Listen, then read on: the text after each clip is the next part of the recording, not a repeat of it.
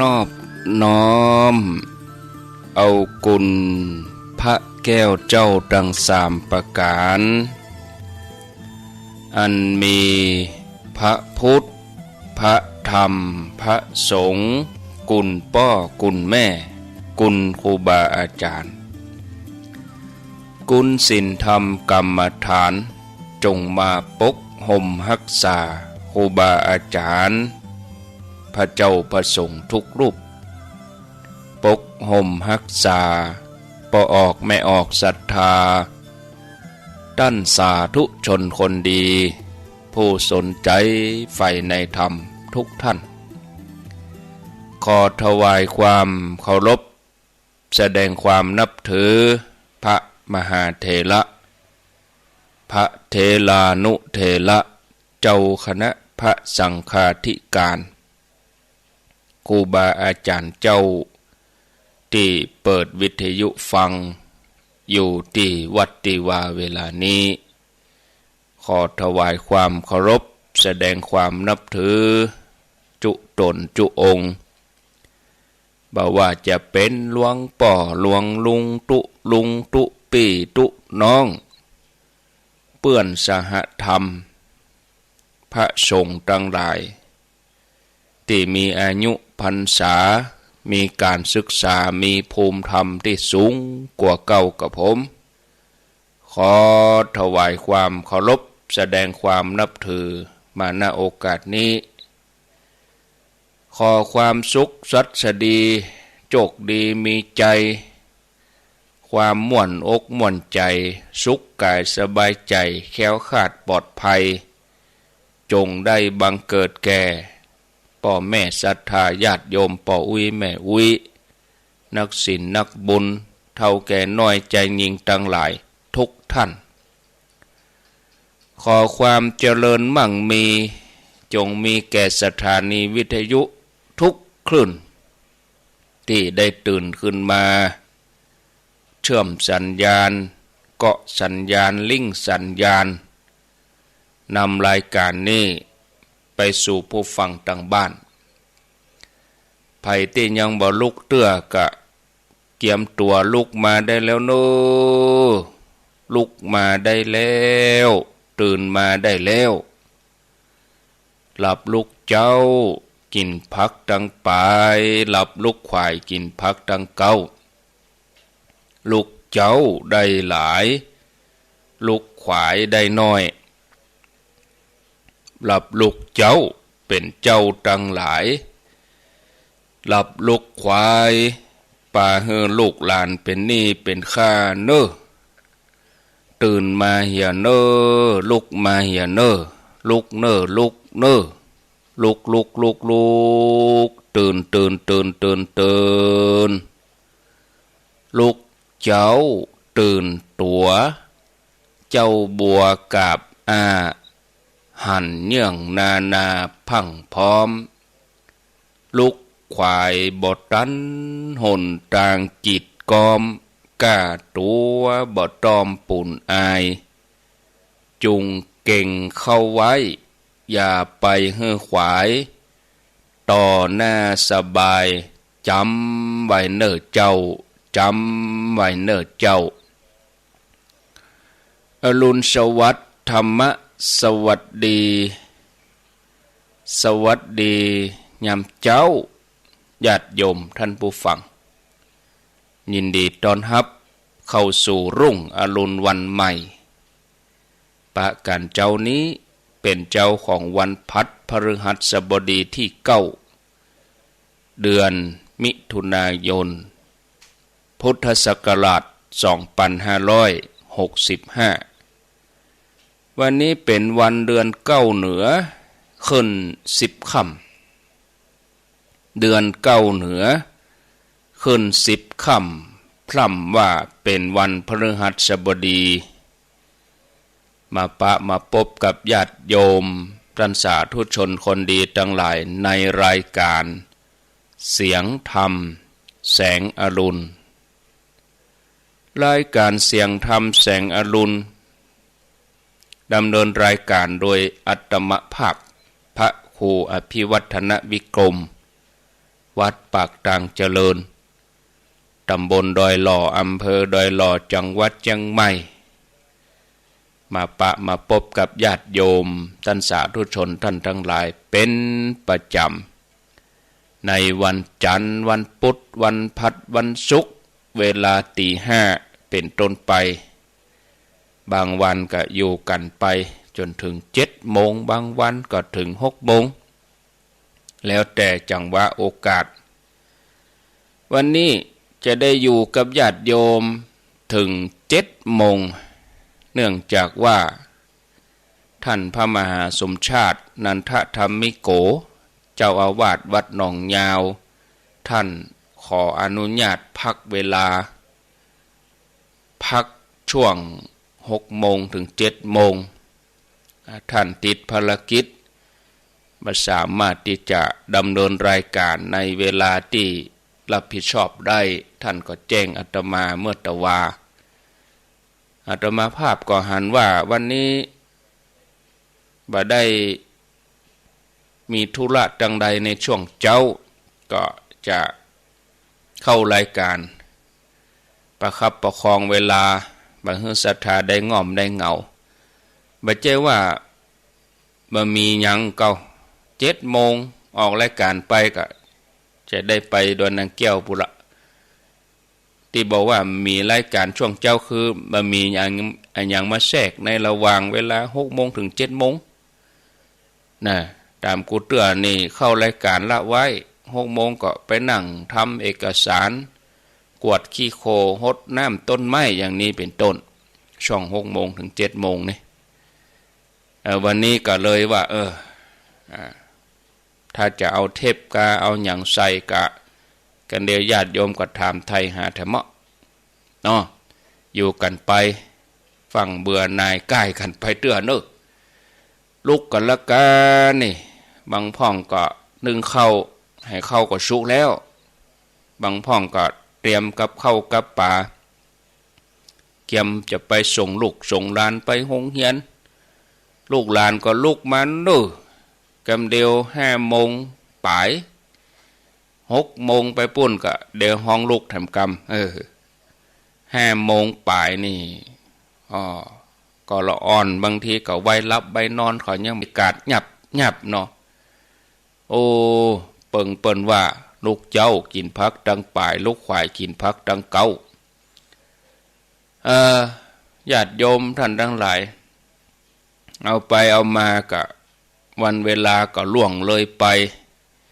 กะมาตักมาอู้กันบาดายกับปลาเข้าไป20 นาทีขอบคุณสถานีเฮียก่อน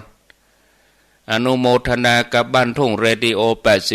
89.50 อำเภอสันป่าตองคลื่นธรรมะของชุมชนวัดห้วยตองซักอำเภอจอมตอง 98.75 เวียงป่าเป้าเรดิโอเบียงป่าเป้าเรดิโอ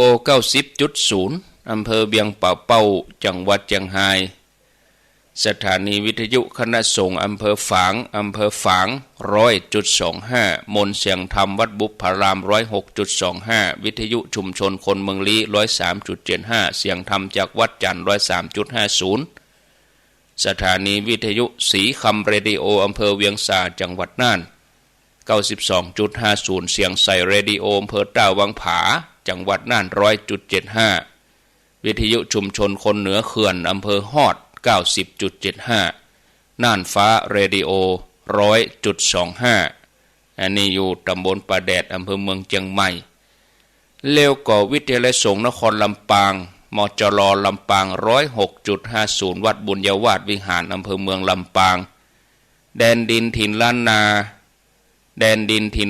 103.50 อำเภอสันปะตองบ้านหงงัวน้ำบะหลวงเชียงใหม่แล้วก็ล้านนาเรดิโออำเภอศพปราบจังหวัดลำปาง 95.75 ก็อนุโมทนาด้วยมาปะกันแล้วบางเฮือได้ขาดแคล้วเสียเวลาช่วงแรกจะนำเสนอสาระธรรมะช่วงที่2 ชั่วโมงต่อไป6 โมงถึง7 โมงจะได้นำชาดกได้นำเรื่องเล่าในสมัยพุทธกาลก่อนครั้งพุทธกาล วันนี้จะมาอู้ถึงเรื่องมหาตุกตะตุกบ่ใช่ตุกน้อยๆมหาตุกเป็นจะได้ก็ฟังเนาะถ้าญาติโยมที่ฟังวิทยุบางสถานีเปิ้นตัดสัญญาณก็เข้ามาตั้งระบบ Facebook ชื่อของอาตมาภาพพระครูอภิวัฒนวิกรมนะเข้ามาติดตามกันได้ก็ว่าจะฟังทางออนไลน์ก็สามารถฟังได้ก็อนุโมทนาบุญโดยญาติโยมท่านสาธุชนท่านผู้ฟังทั้งหลายบ่อเกิดแห่งความสุขมีอยู่กับทุกคนในขณะนี้อยู่แล้วเพียงแต่ว่าบางทีเฮามองข้ามโดยที่เฮาทั้งหลายบ่ฮู้จักใจเมื่อใดที่เฮามีความทุกข์แทนที่เฮาจะพอหาสิ่งนอกตัวเฮาก็ลองมาพิจารณาสิ่งที่เฮามีอยู่แล้วเฮาเป็นอยู่บ่ว่าจะเป็นมิตรภาพครอบครัวสุขภาพทรัพย์สินจิตใจของเฮาสามารถบันดาลความสุขให้แก่เฮาได้ขอเพียงแต่ว่าเฮาฮู้จักพอฮู้จักมองฮู้จักชื่นชมฮู้จักจัดการได้อย่างถูกต้องแทนที่จะแสวงหาแต่ความสุขจากการได้เฮาทั้งหลายลองมาแสวงหาความสุขจากการได้ฮื้อจากการเสียสละจากสิ่งที่มีเป็นขั้นขั้นแรกคือแสวงหาความสุขจากการฮื้ออันนั้นก็คือยิ่งฮื้อความสุขก็ยิ่งได้รับความสุขญาติโยมสุขเพราะหันน้ำตาของคนอื่นเปลี่ยนเป็นรอยยิ้มสุขเพราะภาคภูมิใจที่ได้สร้างความดีแล้วก็ย่างให้ชีวิตเฮาเนี่ยมีความหมายถึงวันเฮานี่เฮาต้องเกิดว่าเฮาอยู่อย่างใดให้ชีวิตมีความหมายนะไม่ใช่สักแต่ว่าอยู่ไปวันๆให้มันผ่านไปให้มันป่นไปจากจุดเนี่ยญาติโยมถ้าเฮาเกิดอย่างนี้เฮาก็บ่ยากที่จะค้นปะความสุขอันนั้นก็คือความสุขจากการได้แปลงใจให้ปล่อยวางบ่ได้ยึดสิ่งใดเพราะว่าอย่างญาติโยมบ่มีอันยังก็จังเถอะบ่มีสิ่งใดที่สูญเสียไปที่จะทำให้เฮามีความสุขถ้าเฮาบ่จ้างพิจารณาเฮาทั้งหลายเกิดมาตึงเตื้อเฮาน่าจะมีโอกาสได้สัมผัสความสุขจากการได้ฮื้อจากการเสียสละจากการที่เฮาบ่มีเพราะอันนั้นคือความสุขที่สงบร่มเย็นยั่งยืนนะญาติโยมท่านสาธุชนท่านผู้ฟังทั้งหลายลมหายใจบ่เพียงช่วยให้เฮามีชีวิตอยู่ได้ต่ออันแต่ลมหายใจนี่ยังสามารถพาเฮาเข้าถึงความสงบได้โดยญาติโยมท่านสาธุชนคนดีท่านผู้ฟังทั้งหลายทุกครั้งที่เฮาหายใจเข้าบ่ใจออกซิเจนต่ออันที่ลำเลียงไปตั้งแต่ปลายหูดังเข้าสู่สมองเข้าสู่ร่างกายถ้าว่าเฮาวางใจจ้างเฮาวางใจเป็นลมหายใจเข้าก็นำความสงบร่มเย็นมาบำรุงจิตใจของเฮาขณะเดียวกันลมหายใจสามารถระบายความหม่นหมองความตึงเครียดออกไปจากใจของเฮาไปได้แต่ความจริงอย่างที่ว่ามาเนี่ยบางทีเฮาก็มองข้ามไปคนส่วนใหญ่ก็เลยหายใจขว้างไปบ่ได้หายใจทิ้งหายใจขว้างไปอย่างน่าเสียดายพ่อแม่ศรัทธาญาติโยมท่านสาธุชนท่านทั้งหลายความสงบสามารถบังเกิดขึ้นกับเฮาได้บ่ยากเพียงแต่เฮาน้อมจิตมาอยู่ที่ลมหายใจตึงหายใจเข้าตึงหายใจออกพิจารณาให้มันต่อเนื่อง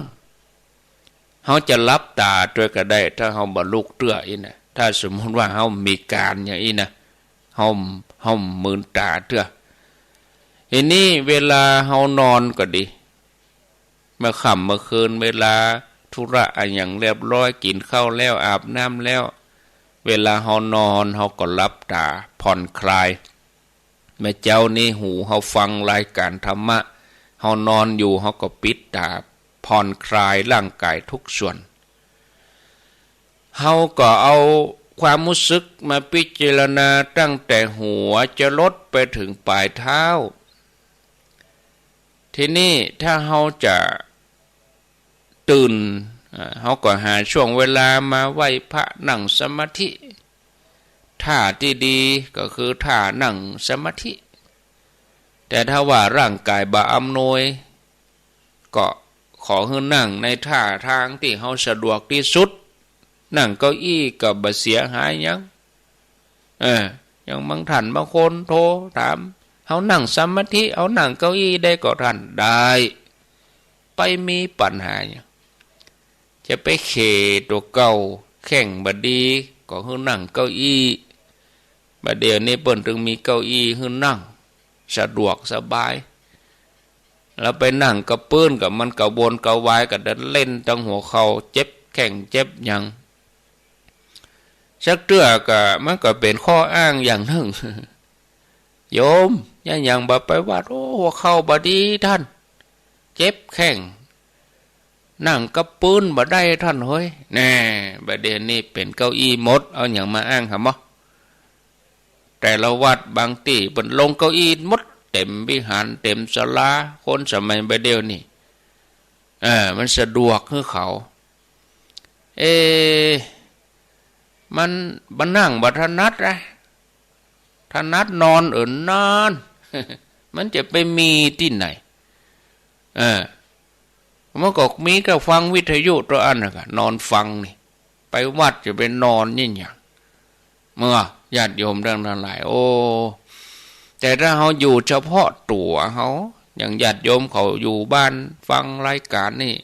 จะเอนกายจะพิงจะพักเหยียดแข้งเหยียดยังมื้อโอ้มันสบายแน่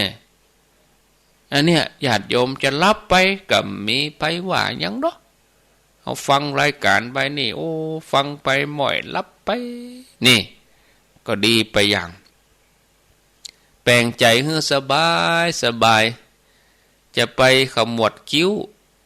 นะยิ้มน้อยๆบ่ต้องไปยิ้มเมื่อไผหันเฮายิ้มชื่นชมตัวเองขณะเดียวกันเฮาก็วางความคิดต่างๆเอาไว้ชั่วคราวก่อนฟังกึเตื้อมันแจ้งเตือนรู้นี่นะหรือบางอันก็เรื่องราวที่ผ่านไปแล้วแต่ว่าปีแล้วเดือนแล้วหลายปีที่ผ่านมาเฮาบัดถ้าเอามาคิดจบเป็นวันผ่านไปแล้วผ่านไปเลยหรือเรื่องที่ยังมาบ่ถึงก็จะไปฟังเอามากังวลขอให้ถือว่าลมหายใจเข้าออกของเฮานี่เป็นสิ่งเดียวเป็นสิ่งสำคัญที่สุดสำหรับเฮาขณะนี้แต่จะไปเผลอบังคับลมหายใจมันจะหายใจสั้นหายใจยาวก็เป็นเรื่องของมันเฮามีหน้าที่พอมันหายใจว้วยหายใจจ้าก็เรื่องของมันเฮาบ่ต้องไปบังคับปล่อยมันตามธรรมชาติจิตตามรู้หายใจอย่างสบายเป็นธรรมชาตินะบ่ดีไปคาดหวังอันอย่างนักล้ำนะปล่อยมันมีหน้าที่ดูมีหลายวิธีญาติโยมที่จะน้อมจิตมาอยู่กับลมหายใจอย่างเวลาเฮาตัวลมหายใจเข้าตั้งแต่ปลายหูดังจมูกเฮานี่ไปจนสุดช่วงอกช่องท้องแล้วเฮาก็ตัวลมหายใจออกตั้งแต่ปอดตั้งแต่ช่องท้องช่วงอกมาจนถึงปลายหูดังปลายจมูกเฮานี้โดยที่มีการนับก็ได้หรอนับทุกครั้งที่หายใจออกนับ1 ถึง 10แล้วก็เริ่มต้นถ้าเผลอลืมไปก็จำบ่ได้ว่านับถึงไหนก็เริ่ม1แถมไม่หายใจเข้า ออกหนึ่งหายใจเข้าออกสองเนี่ยเอามันจนถึง10เนี่ยปกติถ้ามันแวบคิดไปอย่างอื่นลืมตัวเลขไปเห็นนับหนึ่งแถมไม่ทำโทษตัวเอง เผลอไปเนี่ยอย่างบางคนเพื่อกระใจบริกรรมถนัดอันใดหายใจเข้าปูดหายใจออกโทหายใจเข้าปูดหายใจออกโทก็ว่างหายใจเข้าต้องปองเนาะหายใจออกต้องยุบยุบเนาะอีสัมมาอรหังก็ได้แล้วแต่วิธีแถมวิธีหนึ่งก็คือเพียงแต่รับรู้ถึงลมสัมผัสที่ออกมามาที่ปลายหูดังปลายจมูกของเฮาตึงเข้าตึงออกโดยบ่มีการนับหรือว่าบริกรรมอะไรยังวิธีนี้นี่เหมาะสำหรับคนที่เปิ่นฝึกมานักพอสมควรมีประสบการณ์นักพอสมควรแต่บอกว่าจะใช้วิธีใดก็ตามญาติโยมสิ่งสำคัญอยู่ที่ว่าเฮาวางใจไว้ที่ไหนตอนอย่างขั้วอย่างของนี่เฮาวางถูกมันก็ถูกวางบ่ถูกมันก็ทำอันตรายให้แก่เฮาหมูเม็ดหมูมุ้ยเท่าไว้ที่ถูกหยิบก็ง่ายหายก็รู้ดูก็งามตาวางบ่ถูกเวลาจะใจมาเสาะหาบางทีเผลอไปย่ำเข้าใส่เนี่ยขัวของอะไรอย่างนี้ใจเฮาก็เหมือนกันเฮาจะเอาวางไว้ที่ไหนถ้าวางที่ถูกมันก็ถูกถ้าเฮาเอาใจไปวางในที่ผิดมันก็ผิดเนาะญาติโยมท่านทั้งหลายเฮาจะเอาวางไว้ตัดใดคือเฮาบ่ต้องไปบังคับจิตล่ำไปเฮาควรจะมีความละมุนละม่อมนุ่มนวลอ่อนโยนเพราะว่าจิตเดิมของเฮานี่มันอย่างละอ่อนนี่เนอะเฮาก็จอบมันสุยมันปอบโยนมันนี่จิตเดิมนี่มันหูกรรมมันบ่ใจลึง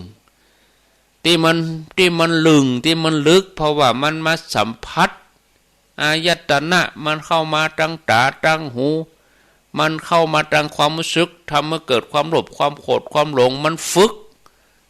กไปในทางบดีแต่จิตเดิมนี่มันอ่อนนุ่มมันอ่อนโยนนี่เหมือนเราอ่อนน้อยเนาะญาติโยมทั้งหลายห้อมต้องพยายามไปกดหรือว่าไปห้ามอย่างเวลาเราอ่อนเขาเล่นอย่างเขาเนี่ยลองเขางอมไปอุ้มหรอให้อันนี้เขาปล่อยเล่นไปมันอ่อนมาแล้วมันก็รับเราอ่อนนี่จิตเขาก็เหมือนกันด้วยเขาบ่ต้องไปบีบคั้นอย่างมันนักถึงเวลามันถึงจุดมาแล้วมันตึงหูเนี่ยญาติโยมเขามาต้องพยายามไปกดไปห้ามความคิดหรือว่าเผลอคิดไปบอกว่าไก่ใกล้อย่างใดเฮาหูตัวแล้วก็ปาจิตปิกมาเหมือนห้องปิกบ้านปาปิกมาอยู่ที่ลมหายใจโอ้กึดไปนักเราโดนนี่โหไปถึงไหนแล้วโดนนี่เฮาบางทีนั่งเมื่อลอยเผลอไปปดเท่าแปลงเมืองได้ตึงเมืองกึดไปตั้งแต่กำแปงว่าขุดนั่นหนองว่าแปลงหั่นแปลงนี่โอ้ไปนักแล้วปีกมาที่ลมหายใจหาเวลาไว้สักช่วงหนึ่งโดยที่เราบ่ต้องไปสนใจกับความคิดอย่างต่างๆที่มันเข้ามานักเกินไปหรือเราก็บ่ต้องพยายามที่จะหยุดมันจิตให้เป็นตัวดูบ่ต้องไปเป็นตัวแสดงแต่ถ้าเราไปร่วมแสดงตัวไปโหมลงตัวก็เอาแล้วนะกันเนอะตะเลิดเปิดเปิงจะเป็นคนฟุ้งซ่านเมื่อฟุ้งซ่านมันจิตตัวนี้มันก็จะคิดกับตลปัดกับตลปัดกระซับกระส่ายไปมาแต่ถ้าเราอยู่กับลมหายใจความคิดเหล่านั้นมันก็จะสลายไปคนเดียวเหมือนก้อนเมฆมันมาลอยมาลมเป่าไปพิ้วมันสลายไปเลยญาติโยมทั้งหลายใหม่ๆนี่ อาจจะมีความคิดฟุ้งซ่านติเข้ามาในใจของเฮาเข้ามาในความคิดของเฮาก็ขอให้ถือว่าอันนี้เป็นเรื่องธรรมดาเฮาจะไปเกลียดเฮาตัวเก่าเนอะเฮาจะไปงุดหงิดว่าเฮาจะกึดไปเนี่ยหยังมันจะกึดไปเนี่ยหยังนี่ถ้าเฮางุดหงิดไปเฮาก็ฮือฮู้บอกว่าอันยังเกิดขึ้นกับจิตของเฮาก็ฮือฮู้อยู่เสมอบอกว่าบวกบอกว่าลบเนี่ยเวลาเฮาไปหาพระเดชพระคุณหลวงปู่พระพรหมมงคลหลวงปู่ทองเมื่อหลวงปู่ยังมีสังขารมีชีวิตอยู่นี่หลวงปู่กำหนดเด้อกำหนดหูนี่ทุกครั้งอันนี้ญาติโยมคือการผ่อนคลายเวลาคนบ่ม่วนอย่างอึดอัดอย่างไประบายไปโอ้หลวงปู่อย่างนั้นอย่างนี้หลวงปู่กำหนดนี่ผ่อนคลายเนี่ยข้อสำคัญคือบดีให้ความรู้สึกนึกคิดหมดเนี่ยดึงจิตออกไปจากลมหายใจนะถ้าว่าใจเฮาอยู่กู้กับลมหายใจต่อเนื่องก็จะเกิดความสงบได้ถ้าเฮาคุ้นเคยกับลมหายใจทำจนเป็นนิสัยลมหายใจเนี่ยญาติโยมจะเป็นที่เปิ้งที่อิงอย่างดีของจิตนะในยามที่เฮาโดนพายุอารมณ์ฮ้อนมาเล่นงานยกตัวอย่างขณะที่เฮากำลังเกลียดกำลังโกรธเฮากำลังงุดหงิดเบื่อหน่ายท้อแท้โศกเศร้าเสียใจก็ให้เฮาปิ้งมาพอลมหายใจเฮานี่ทันทีช่วงแรกๆนี่ใจมันเต้นก็หายใจเข้าลึกๆหายใจออกยาวๆสัก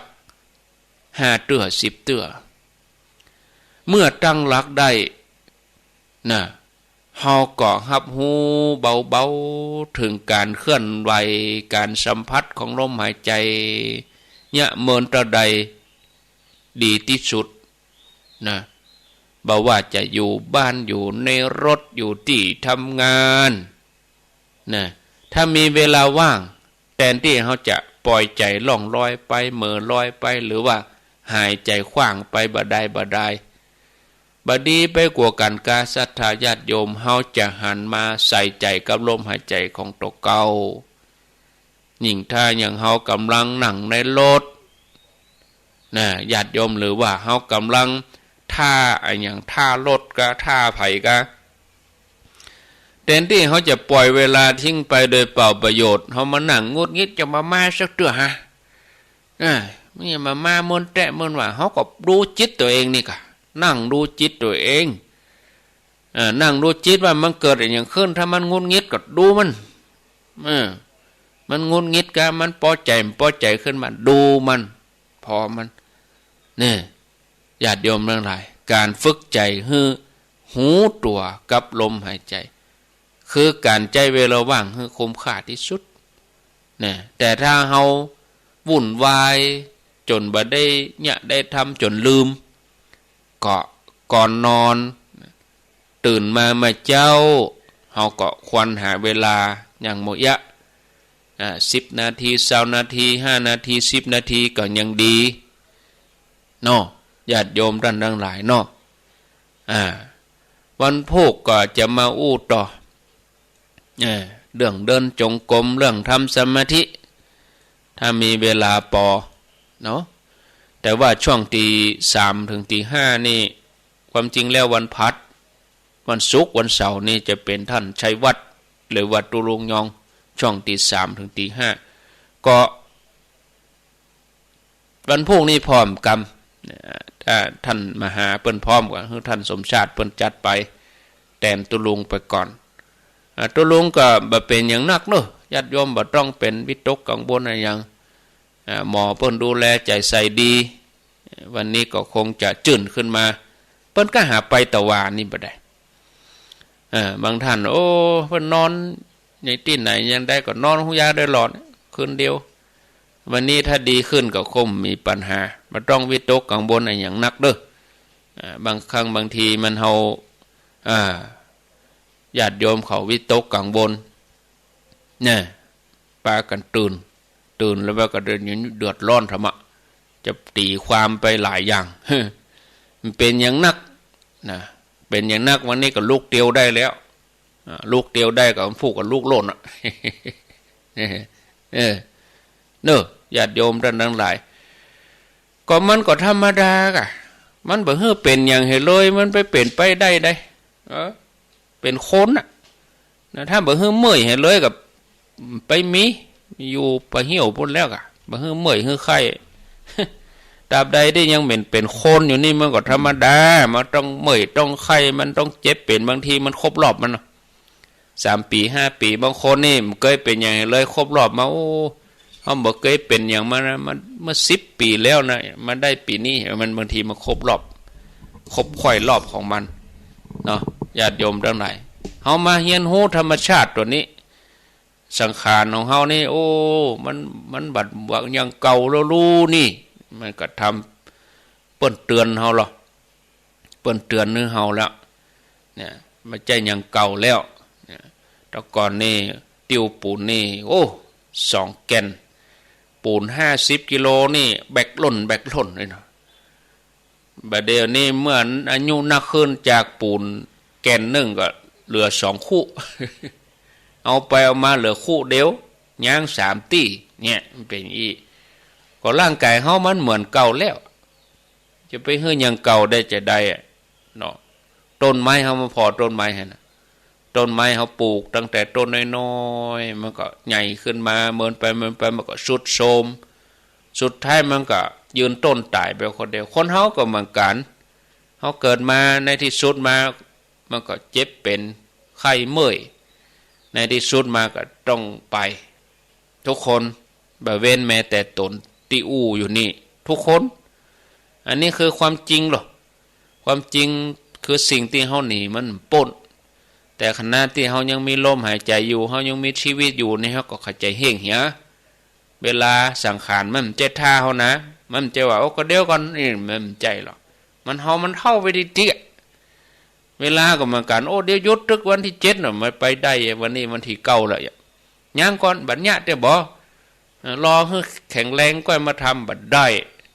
มันไปดังหน้าติๆเนี่ยตัวสังขารตัวอายุเฮาเนี่ยอันนั้นเฮาก็สั่งสมความดีไปเรื่อยๆนะมาพอข่าวตะว่ากับเป็นดีตลกมานึกพอผู้ว่าบอกว่าอันผมตื่นเช้านะผู้ว่าใหม่กรุงเทพตื่นตี 4อาตมาว่าอ๋อรู้เจ้าอู้ธรรมะเมื่อตี 3บรรยายธรรมบางทีสถาตี 2เกิงบ่มานี่เดือดร้อนตี 3เข้ารายการถ้าบ่ได้เข้าบ่ได้ยินได้ฟังเอาเดือดโอ้จัดกันมาบ่ฮู้กี่ปีบัดดังฮะ บัดดังตื่นตี 3บัดดังพระเข้าปริวาสพระเข้ากรรมลูกตี 3บ่เป็นข้าวพระลูกมาบำเพ็ญสมาธิเผยแผ่ธรรมะตี 4ตี 5บ่เป็นข้าวก็ยังว่านะญาติโยมทั้งหลายเนาะเนาะคนเฮาเอามาเป็นยังน้องก็แล้วแต่มุมมอง0998366322แหม15 นาทีตักตายอุจาศรัทธาญาติโยมเสร็จเรียบร้อยแล้วก็พักให้สัก 2-3 นาทีฉันน้ำเสียงก็ดีขึ้นเป็นปกติขึ้นเนาะฉันน้ำเรียบร้อยกินน้ำอุ่นแล้วน้ำผึ้งผสมมะนาวน้ำอุ่นโดยน้ำอุ่นเอาไว้เจ้อันนี้นะเอาจนอุ่นนะควันออกลวงเขาหีบเอานะมันเข้าท่าดิงานวันนี้ก็จะไปที่ม่อนพระศรี2 เมือง7 โมงออกวัดถึงปูน8 โมงปลายฉันเพลแล้วก็ปิกเจริญพรเจ้ากับไอ้ซาเจ้าป้าหน่อยกัดนะเจ้าถ้าที่ไปโทรไปหาลุงยอมเลยเจ้าเนาะจะไปโทรหาเปิ้นเนอะไปโทรหาเปิ้นมันรบกวนเปิ้นนะมันต้องโทรโทรถามเปิ้นได้นักเจ้าเดี๋ยวนี้ได้ฮักกัน ท้ายกันวักที่สี่แล้วเนาะตะลุงยองเจ้าหมดทนาบางทีญาติโยมห่วงก็ฟังข่าววิทยุเอาบางทีการโทรหานี่เขาหมู่ฮู้เวลาบางทีโทรหาเปิ้นนี่หมอเดือดนะโอ้อย่างล่ำเหลือตุลุงอันเนี้ยกะเนี่ยสาเหตุให้ตุลุงเป็นอย่างเงี้ยเพราะอันเนี้ยกะเพราะฉะนั้นกับปิดเลยโทรศัพท์ปิดโทรศัพท์เหียอยู่โรงยาต้องปิดโทรศัพท์เหีย มันเป็นเรื่องสุขภาพเขาหรอเอาไปเดี๋ยวคนนั้นโทรคนนี้โทรโอ้ไม่ได้รับได้นอนหมอจะเดือดหัวมันต้องโทรหาแกแล้วเจริญพรไวสาเจ้าแม่บัวลอยเจ้าตำบลตะข้ออำเภอแม่สวยเนื้อฟังอาจารย์เป็นประจำเจ้าโอ้ได้ความมู่ดีขนาดใจเหมือนอาจารย์บอกเนาะดีแล้วสาธุมันพูกก็มาฟังแหมสาธุเจริญพรเจริญพรครับไว้สาครับโทรจากบ้านแม่จองตำบลศรีวิชัยนี้ครับได้ยินชัดเด่นเนาะครับชัดเจนดีครับอาจารย์นี่ทำแม่ผมมั่นใจครับอยู่กันถึง7 โมงอยู่ดีมีสุขศรีวิชัยลิฟังพระธาตุ5 ดวงเจริญพรเจริญพรที่ไหนก็โอ้ห้วยไม่เดือเสียดายงานไม่ได้ไปเนาะวันที่11นี่โอ้มันได้ไปงานเฮามีมันได้ไปเสียดายเหมือนกัน11กะอ๋อ11เมื่อคืนเสียดายน่ะว่าจนจำไปหน่อยเนาะยินดีเนอะฟังชัดดีเนาะโอ้สีจะเย็นล่ะไปด้วยนังแก้วตะวันนี่เย็นแล้วไปถึงปูนมาตอนเย็นอยู่เจริญพรไว้จ้าเจ้าโทษจากที่ไหนจากแม่น้อยบ้านกระโทกตำบลจงฝายอำเภอเมืองลำปางเจ้าฟังบุญยังหวัดเด้อฟังชัดดีเนาะเจ้าชัดดีอนุโมทนาเจ้า0998366322คือเวลาเฮาฮู้เบอร์โทรเปิ้นเฮาต้องโทรคนนั้นโทรมาเป็นได้ห้องตุลุงก็มานั่งอธิบายอย่างเก่าเดี๋ยวให้คนโทรหามาตุลุงเป็นได้พ่องก่อนมานั่งอธิบายมันเชื่อว่าบ่ห่วงก็ห่วงแต่บางทีเฮาเวลาไปเยี่ยมคนไข้เหมือนกันเหรอเปิ้นจริงเฮาไปห้องคนไข้ลูกนะฮู้ว่าไปเยี่ยมเฮาไปเอวพออาการก็แล้วใจมันเชื่อว่าไปห้องเปิ้นลูกเปิ้นว่าหมอว่าให้คนไข้พักผ่อนเยอะๆนะญาตินะบางทีเปิ้นปิดตูเลยคนไข้พักผ่อนรักเอาไปมาคนนั้นมาเอวถามคนนั้นมาเอวถามเห็นยะเราต้องเข้าใจด้วยกะ เจริญพรจากไม้สาเจ้าท่านพระครูแม่บัวเขียวบ้านลีบ้านวังดินนะเจ้าจากที่ไหนบ้านลีเจ้าบ้านลีวังดินเนาะเจ้าแม่บัวเขียวชัดเจนดีเจ้าแม่บัวเขียววังดินเมืองลีเจ้าฟังเขื่อน5 ดวงเนาะเจ้าสาธุสาธุเจริญพรเจริญพรดับไปเจริญพรจะได้สัตว์เจ้าท่านพระครูรายงานตัวเลยเจ้าหนองบัวชดการเจ้าฟังจากพระบาทอุดมเนื้อชัดเจนดีเจ้าหนองบัวชัยประกันเจ้านั่นแล้วใจเปิ้นแล้วเนาะเจริญพรกราบนมัสการครับอยู่ที่ไหนครับผมฮะพี่น้องตักสัญญาบ้านไว้ปีอำเภอช่วงจ้างจังหวัดลำพูนครับตรงวัดจ้างครับผมก็ วันนี้วัดวันแปลงครบรอบ140 ปีของวัดน่าแกใจนะครับเปิ้นจัดงานกี่วัน3 วันกะ3 วันครับตัวลุงได้ไปอ่ะเนอะตัวลุงได้ไปอ่ะแต่วันนั้นนี่กับผมกับอูนัดกับตูลุงยองเปิ้นได้ไปอ่ะเปิ้นมันสบายมันได้ไปอ่ะเนอะท่านได้มูอยู่ได้มาอันนี้ก็ไม่ทราบได้มาโมทนาสาธุ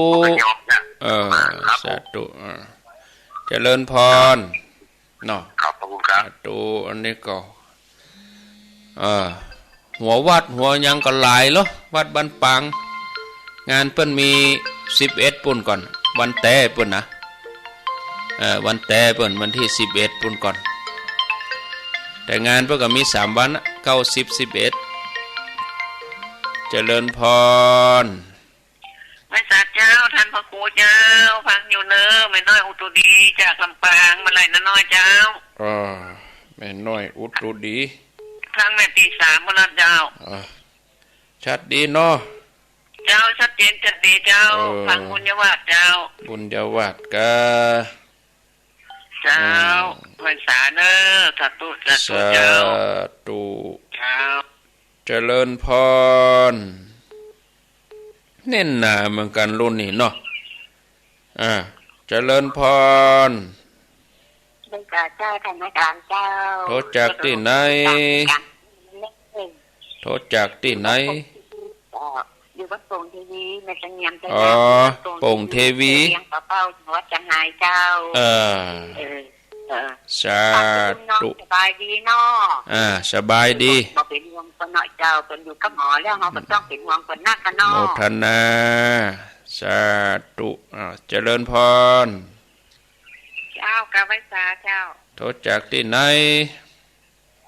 ห้วยน้ำด้านเจ้าบ่ได้โอ้ในพัทลาเจ้าก็สงวนนะเจ้าฟังตลอดวันน่าจ้ามันได้โทรมาห้วยน้ำดันเมืองลี้โทรมาพ่องกะนึกเจ้าสาธุโอ้ฝนนี่ทิ้งช่วงได้เป็น2 ติดแล้วก็ฮะเหมือนเดียวกันเลยเจ้าฝนทิ้งช่วงพวกแรงแล้วก็บ่ฮู้แรงถึงกรกฎาปุ่นน่ะข้าวถึงกลางสบายดีเนาะสบายบ่เมื่อยบ่ไข้บ่เจ็บบ่เป็นยังโควิดก็บ่ติดก็ป่นใส่ห่วงงานมื้อไรเนาะตึงหาเหมือนกันเจ้าไว้โอกาสหน้าเนาะเจ้าสาธุอยู่ดีมีสุขย่ำฮู้บ่รอมันใหม่อยู่แต่มันโควิดมันกำลังขี้คายใหม่เฮาไปยะเดี๋ยวมันติดแล้วมันก็เป็นโตดหั่นมะสาธุปีนี้คาดาก็ว่าถามรอเตียนก็บัญญัติเด้อเนอะบัญญัติเตี้ยมันก็ชั้นชิดเปิ้นขี้คายใหม่แล้วเฮาไปเนี่ยแล้วก็เดี๋ยวมันนี่ติดแล้วมันจะตื่นกันมันจะเป็นโตดธรรมะก็ไปตานกันตามมัธยศัยใครจะจัดกลุ่มกันไปตานที่ไหนตั้งใดก็ปีนี้ตามมัธยศัยไปก่อนบ่ได้กำหนดเนอะรอให้มันเตะๆก่อนปีหน้าก่อนมันทำแบบบักกัวแบบดูต่างทำแบบเพื่อมันดูต่างทำเจริญพรสาเจ้าท่านพระครูโทษจากบ้านบกว่าตำบลดีบกก่นครเจดีโอ้ฟังชัดดีเนาะฮะก็ลุงยองพอสบายก็อยู่ลุงยายเปิ้นอู้กันอดเมื่อตะวันแล้วแต่เจ้ามันได้ฟังกะก็ถามได้เลยว่าเป็นสบายเป็นลุงยายดีแล้วสบายดีแล้วจื่นดีแล้วปกติแล้วก็จะลุงเจ้าหอนเจ้าหายสาธุดีแล้วอนุโมทนา09983666322เจริญพรเจ้าไว้เจ้าโทษจากไหนฮะแม่ลิโทษนะเจ้าแม่ลิห้วยโทก เจ้าฟังอยู่นะเจ้าได้โทรอาจารย์เมืองคนใดเจ้าได้ยินนะเจ้าโมทนาแต่ต่อไปเจริญพรเจ้าการไฟษาเจ้าสันตะโกรู้จักที่ไหนแม่คำมูลบันปัจจันนะได้ยินทีเนาะเจ้าได้ยินกับทีเจ้าเมื่อมาได้โทรหาท่านเจ้ายังกระเป๋าเรดิโอโมทนาท่านว่าท่านมีงานอย่างเจ้าก็เดี๋ยวก็ให้ฟังในรายการเอาเจ้าโมทนาเดี๋ยวจะพูดในรายการเอาจะสืบจะตาวันพุกวันพุกจะสืบจะตาวันที่10วันพุกใครได้มากก็มาแผ่มได้มากก็บ่เป็นอย่างเพราะว่างานกระชั้นชิดอาตมาก็กล้าหาบอกญาติโยมเขา3-4 วันนี่บ่ได้นะมันได้บอกไว้มนแต่อย่างหนึ่งก็งานมันตึงจนกันนักหลายที่0998366322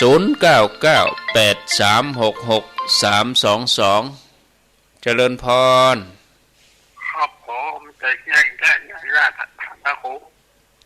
อันยังฮะจะแย่งว่าขอจับเนี่ยหลายรอบครับฮะจะแย่งขอจับแต่ว่าบัตรที่ไปเรียนโทรยากแต่ยากว่าครับไม่ใช่มันก็ยากกะมันคนโทรหลายลูกเฮาก็ยากของคนอื่นเปิ้นก็ยากให้พระครูสบายดีเนาะสบายดีแล้วเฮาติดสายกันอีกกับคนอื่นเปิ้นก็โทรบ่ติดเหมือนกันน่ะลองถามมาถามด้วยมัน8 ขา4 ขาใช่ที่ขึ้นฟ้า4 ขาเทวดินคือว่าอย่างนี้เนาะค้นหาหมูถามพระครูฟังใช่ก็ถามแล้วนี้ถามมาแล้วนี่ถามอะไรค้นหาหมูยินดีเนอะครับขออนุญาตได้พักตัวอีกก่อนยินดีอยู่ดีมีสุขพักก่อนเนอะ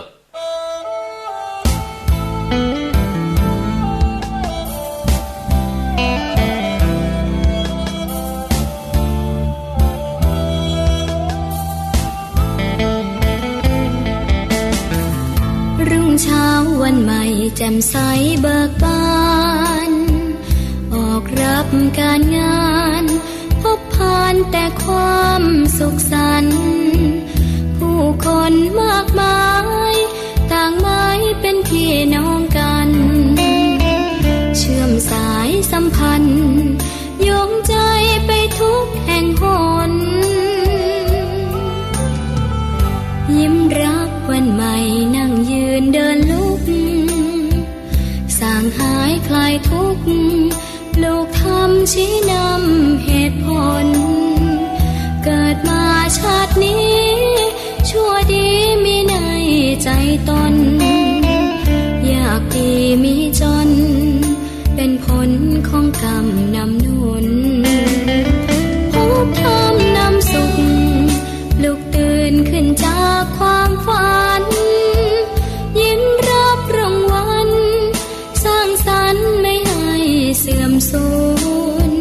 เสียงธรรมรุ่งสางเป็นทางสร้างเสริมเพิ่มพูนพบธรรมนำสุขพระบุญเกื้อหนุนพระศาสนา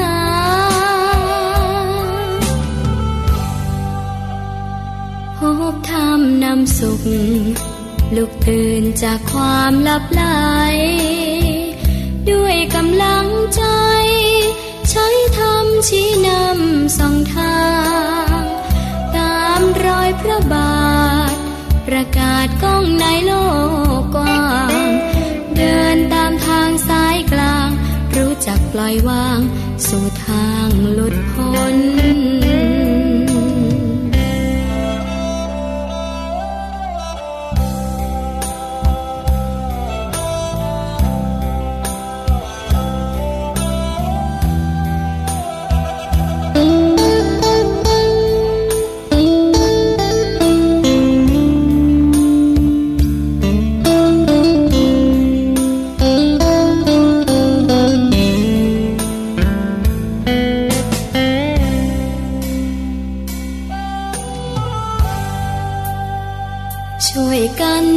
ลง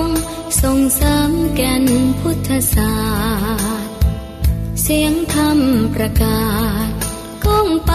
ไม่เคยอ่อนล้าเพื่อสันติสุขลดทุกข์แก่ปวงประชาเรียกลุกตื่นเถิดนาตื่นมาพบธรรมนำสุขพบธรรมนำสุขลุกตื่นจากความลับไหลด้วยกำลังใจใช้ธรรมชี้นำส่องทางตามรอยพระบาทประกาศก้องในโลกกว้างเดินตามทางสายกลางรู้จักปล่อยวางสู่ทางหลุดพ้น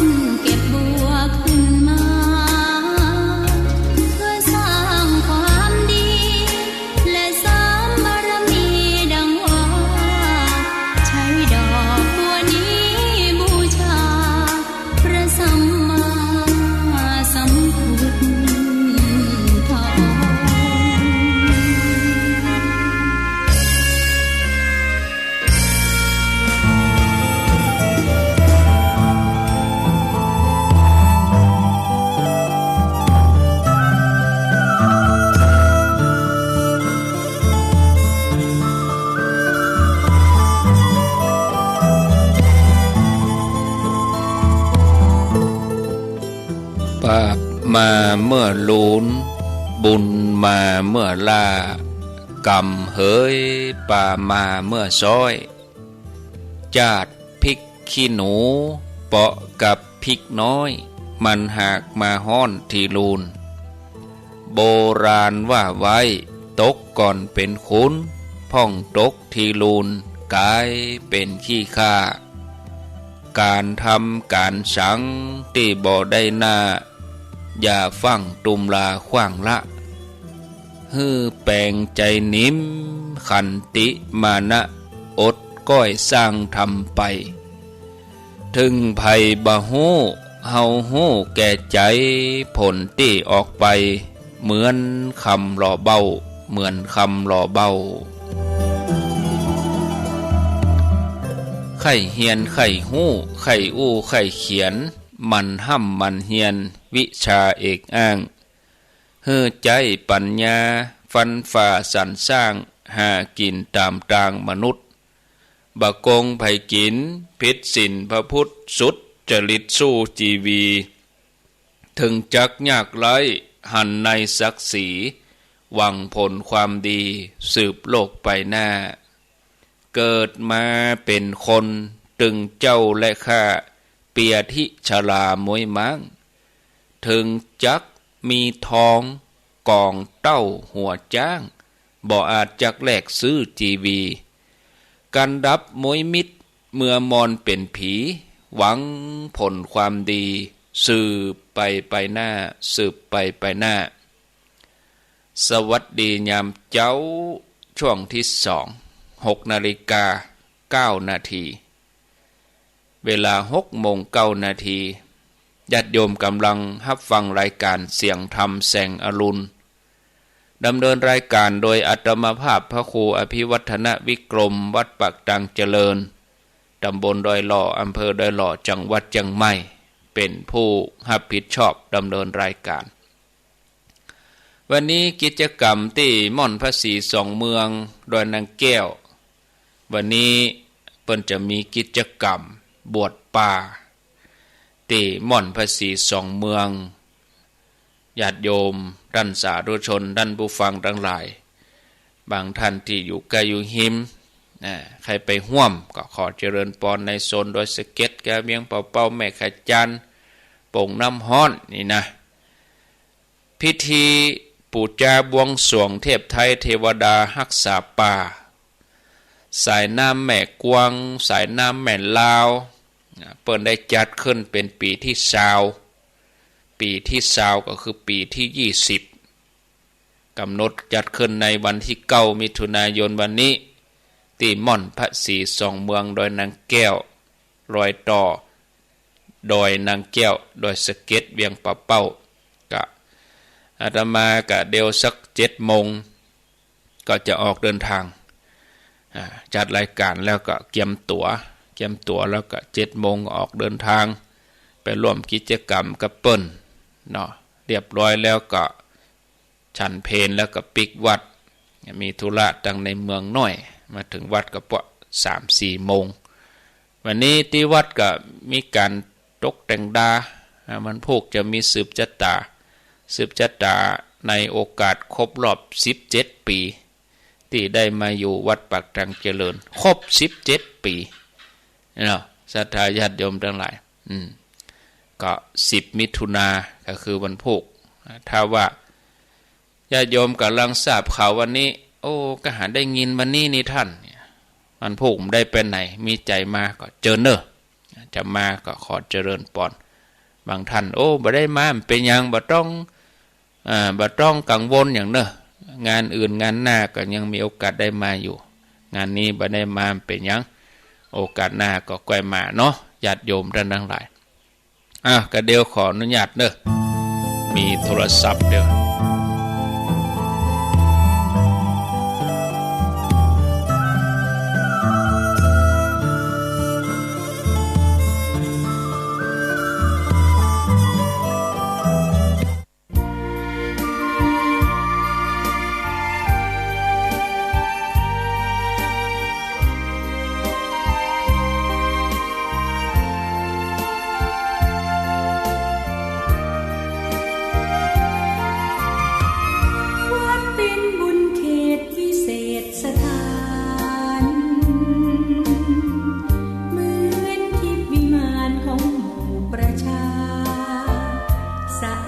รื่นรมด้วยร่มเงาไม้ได้ร่วมศรัทธาสมเป็นศาลาแหล่งพักพึ่งใจเห็นพระประธานเนื้อแท่งทำรงเหมือนพุทธองค์เนื้ออ่อนอำไพแต่ทำจุนเจือโอบเพื่อเรามองปัดป้องปวงไทยผู้น้อมดวงใจกราบไหว้วันตาวัดเล็กหรือใหญ่ไม่สำคัญวัดเท่าเทียมกันด้วยแรงพัฒนาพระสงฆ์เคร่งครัดทำกิจวัตรทุกวันเวลามีจิตเมตตาต่อชาวสังคมระฆังกังวานขาน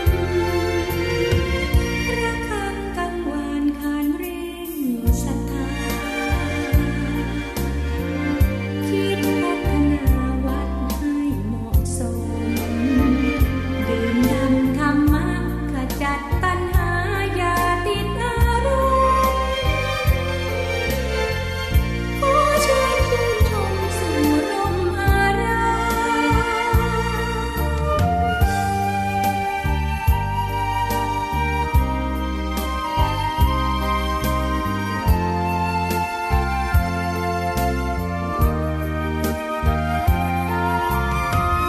มวัดเล็กหรือใหญ่นั้นไม่สำคัญวัดเท่าเทียมกันด้วยแรงพัฒนาพระสงฆ์เคร่งครัดทำกิจวัตรทุกวันเวลามีจิตเมตตาต่อชาวสังคมระฆังกังวานขานเร่งศรัทธา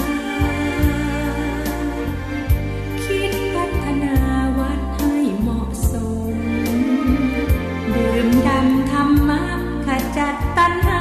อย่าติดอารมณ์ขอเชิญชื่นชมสู่ร่มอาราม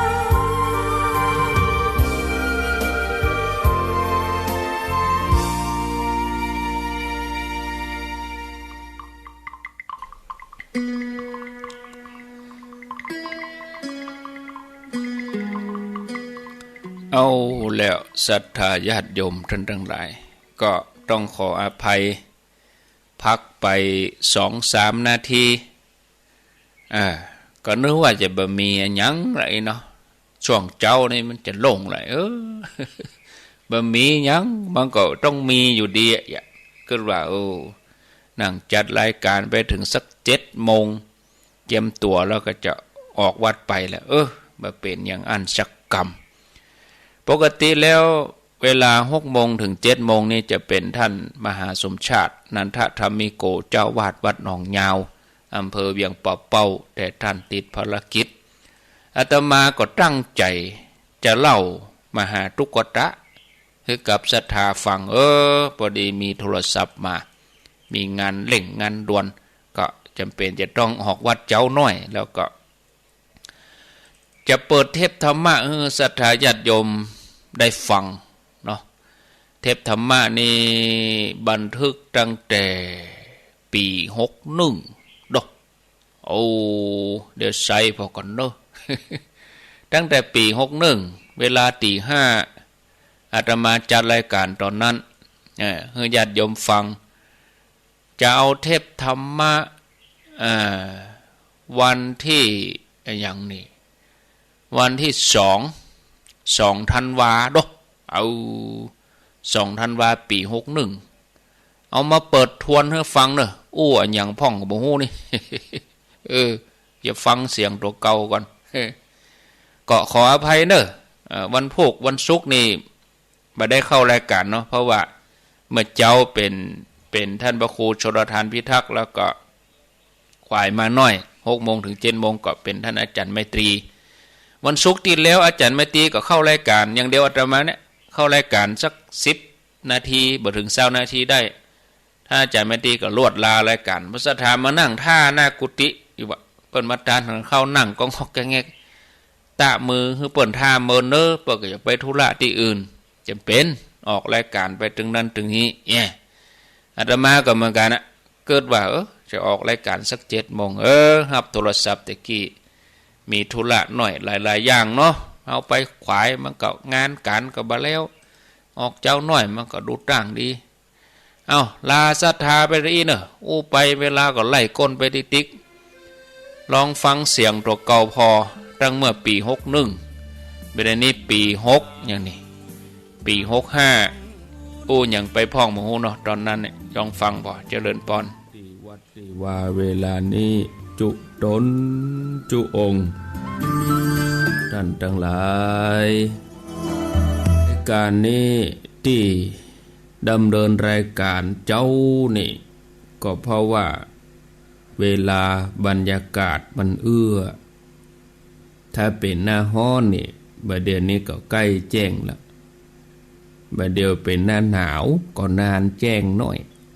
อากาศมันก็เย็นมากพอดีเป็นหน้าฮ้อนนี่บัด